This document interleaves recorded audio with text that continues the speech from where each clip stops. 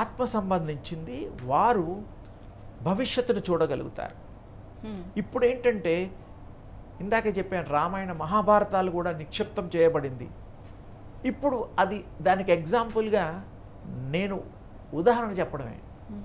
ఇప్పుడు మీరు చిత్రీకరణ చిత్రసీమలో సినిమాలు మీ షూటింగ్లో ఏవో తీస్తూ అవి నిక్షిప్తం చేస్తారు, అంటే స్టోర్ చేస్తారు. ఓ 10 ఏళ్ళవో 20 ఏళ్ళవో 5 ఏళ్ళవో. గాంధీ మహాత్ముడి దగ్గర నుంచి సుభాష్ చంద్రబోస్ దగ్గర నుంచి రికార్డ్స్ ఉన్నాయి, మాటలతో సహా.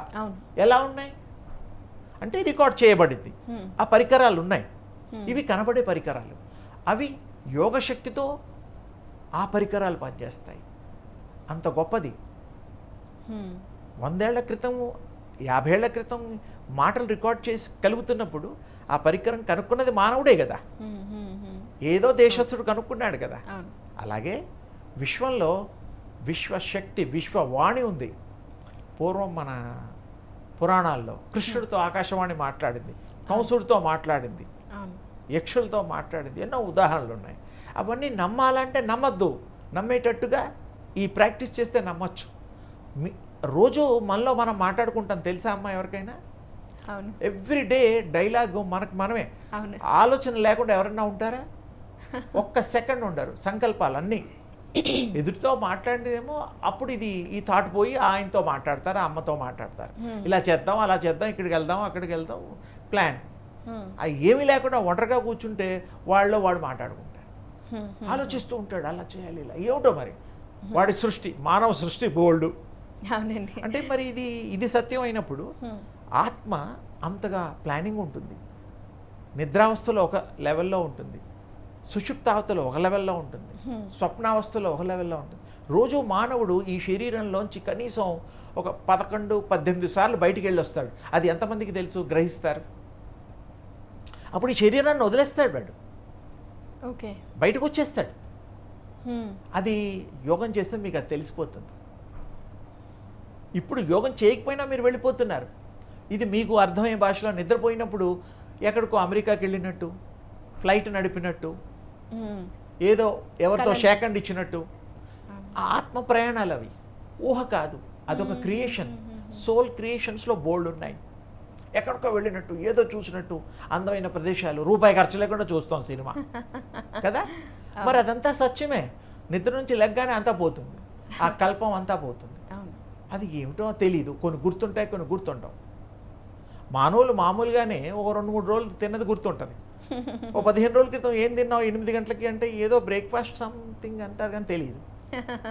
అలాగే గుర్తు కూడా పెట్టుకోవడం, జ్ఞాపకం కోసం కూడా వేదాలు అవన్నీ చదివేటప్పుడు, వల్ల వేసేటప్పుడు ఒక్కొక్క లైను, రెండో లైన్ వచ్చిన మళ్ళీ మొదటి లైన్, అలా ప్రతిసారి ఎన్నిసార్లు అయితే అన్ని లైన్లు మళ్ళీ మొదటి నుంచి వచ్చేవి.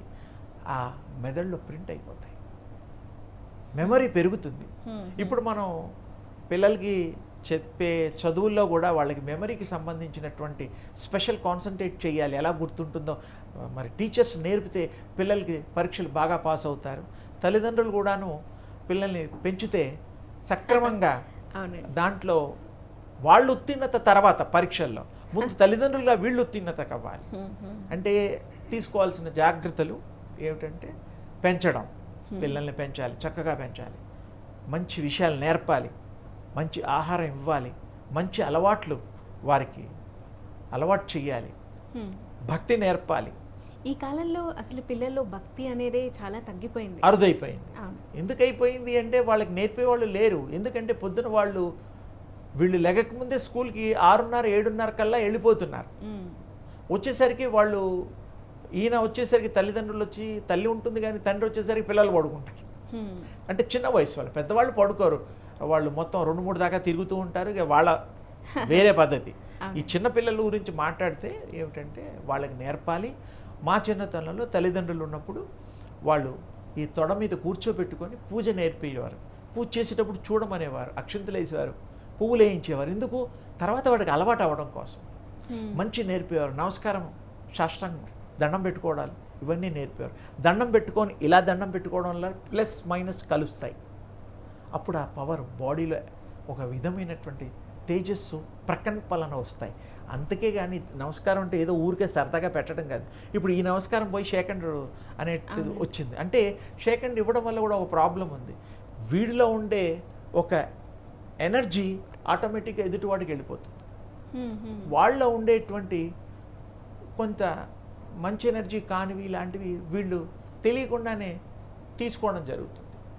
అందుకనే తీసుకోవడం ఇవ్వడం అనేటువంటిది లేకుండా మన పూర్వీకులు ఒక మనిషికి దగ్గరగా ఉండేవారు కాదు, ఒక 4-5 అడుగులు దూరంలో మాట్లాడేవారు. ఎందుకు? అప్పట్లో ఈ ఆరాలు విశేషంగా పనిచేసేవి. ఇప్పుడు కూడా పనిచేస్తాయి, మనం దాన్ని గుర్తించడంలా. మిషన్లు లేవుగా. ఎందుకంటే వాళ్ళ యొక్క ఆలోచన విధానం, ప్రకంపనలు అవన్నీ కూడా ఎదుటి వాళ్ళకి తగులుతాయి, తాకుతాయి, వ్యాప్తి చెందుతాయి కిరణాల రూపంలో, ఎనర్జీ వేవ్స్. అప్పుడు ఏమిటంటే అందుకనే దూరాలు కూర్చొని దూరాలు మాట్లాడుకోవడాలు. దీనివల్ల దీంట్లోంచే కొంచెం అస్ట్రాలజీలో కూడా ఒక విశేషం ఉంది. ఈ గ్రహం వాళ్ళు ఈ గ్రహం వాళ్ళకి పెళ్ళిళ్ళు అవ్వాలి, ఈ నక్షత్రాల వాళ్ళు ఈ నక్షత్రాల కుదురుతాయి, ఇవి కుదరదు, అది ఇవి అని ఉంటాయి.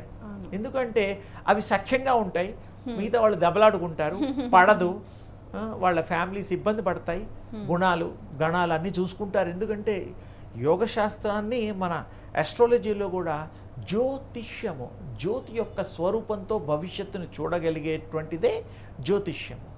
ఆ ఋషులు చూశారు కాబట్టి అవన్నీ కూడా వాళ్ళు చూసి మనకు అందించారు. అది ఇప్పటికీ ఉంది, ఎప్పటికీ ఉంటుంది. చెప్పేవాళ్ళు సరిగ్గా నిష్ట నియమాలతో చక్కగా చేస్తే అవి జరుగుతాయి, ఏ రోజైనా జరుగుతాయి. జరగవు అనేది లేదు, చెప్పేవాళ్ళకు ఉండాలి.